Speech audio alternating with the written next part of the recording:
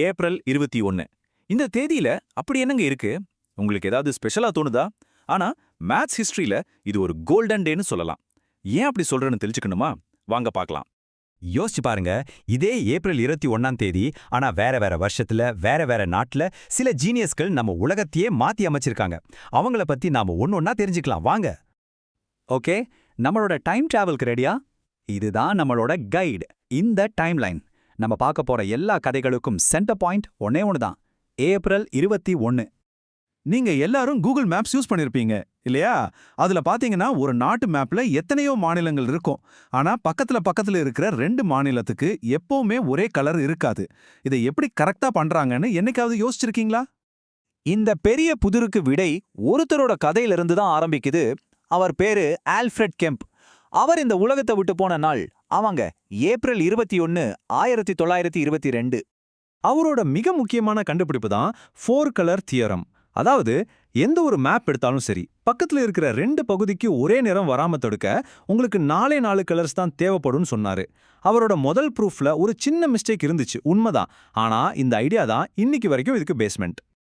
அப்போ இனிமே நீங்க ஒரு டிஜிட்டல் மேப்ல கலர் கலரா பகுதிகளை பார்க்கும்போது ஞாபகம் வச்சுக்கோங்க, நீங்க பார்க்கறது சாதாரண கலர் இல்ல, அது 100 வருஷத்துக்கு முன்னாடி ஆரம்பிச்ச ஒரு பெரிய மேக்ஸ் புதிரோட தீர்வு. பாத்தீங்களா? ஒரே தேதி, ஆனா அதுக்குள்ள எவ்வளவு பெரிய கதை இருக்கு. சரி, நம்ம டைம்லைன்ல புள்ளி வந்தாச்சு. இப்போ அடுத்தது எங்க போறோம்? வாங்க பார்க்கலாம். சரி, இப்ப அடுத்த மர்மத்துக்குள்ள போலாம். நம்ம கம்ப்யூட்டர், நம்ம ஃபோனு, இல்ல எந்த ஒரு ஸ்மார்ட் டிவைஸா இருந்தாலும் சரி, நாம கொடுக்கிற கமாண்ட அது எப்படி கரெக்டா புரிஞ்சுக்குது? எப்படி அது திங்க் பண்ணுது? இதுக்கான பதில தேடி நாம 1954ஆம் வருஷத்துக்கு போக போறோம். அங்க எமில் போஸ்ட்னு ஒரு ஜீனியஸ சந்திக்கலாம். அவர் இந்த உலகத்தை விட்டு போனதும் நீங்க கரெக்டா யூகிச்சிட்டீங்க, அதே ஏப்ரல் 21 தான்.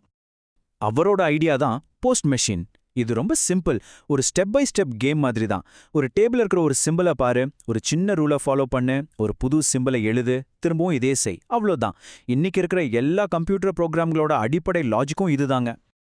கொஞ்சம் யோசிச்சு பாருங்களேன். உங்க போன்ல இருக்கிற ஒவ்வொரு ஆப்பும், நீங்க விளையாடுற ஒவ்வொரு கேமும் கிட்டத்தட்ட 80 வருஷத்துக்கு முன்னாடி ஒருத்தர் கண்டுபிடிச்ச ஒரு சீக்ரெட் லாங்குவேஜ்ல தான் பேசிட்டு இருக்கு. அதே தேதி, ஆனா 32 வருஷத்துக்கு அப்புறம் வேறொரு நாடு, இன்னொரு பிரம்மாண்டமான யோசனை. நம்ம டைம்லைன்ல 2வது டாட் இப்போ மார்க் பண்ணியாச்சு. சரி, இப்ப கொஞ்சம் ஃபன்னா ஒரு விஷயம் கேட்கறேன். வீடியோ கேம்ஸ் விளையாடும்போது உங்க ஸ்கிரீன்ல இருக்கிற 2D படங்கள்லாம் எப்படி ஒரு ரியல் 3D உலகம் மாதிரி தெரியுது? அந்த மேஜிக் எப்படி நடக்குது? அந்த மேஜிக்கு பின்னாடி இருக்கிற மேத் ஜீனியஸ் தான் ராபர்ட் சி தாம்சன். இங்க ஒரு ட்விஸ்ட் என்ன தெரியுமா? மத்த 2 பேரும் இந்த தேதியில இறந்தாங்க. ஆனா இவர் அதே ஏப்ரல் 21, 1931ல பிறந்தார்.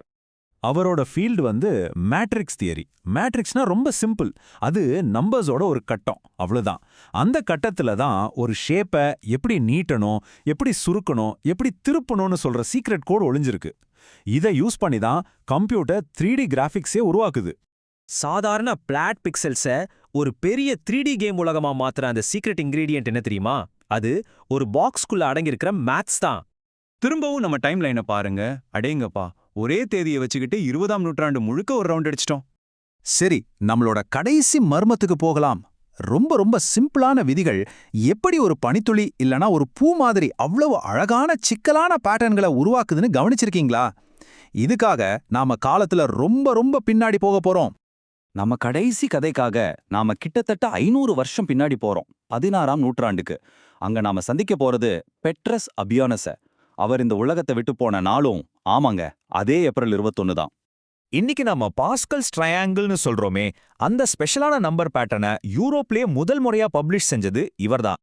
அவர் நமக்கு என்ன கத்துக் கொடுத்தார்னா, சில சமயம் உலகத்தையே மாத்தக்கூடிய பெரிய பெரிய ஐடியாஸ்லாம் ரொம்ப சிம்பிளான பேட்டர்ன்ஸ்குள்ள தான் ஒளிஞ்சிருக்கும்னு சொன்னாரு.